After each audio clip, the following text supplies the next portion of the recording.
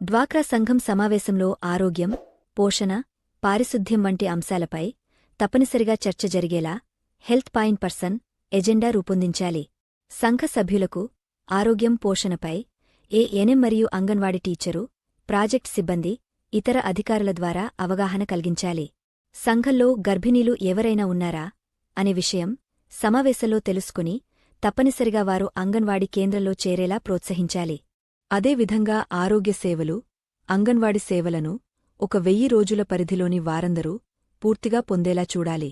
అర్హత కలిగిన గర్భిణీ, బాలింతలు మరియు 2 సంవత్సరాలు లోపు పిల్లలకు ప్రభుత్వ సేవలు అందేలా చేయాలి.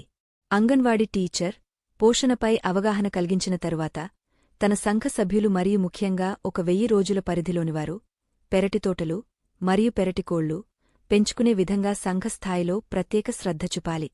పోషక విలువలు ఉన్న ఆహార పదార్థాలు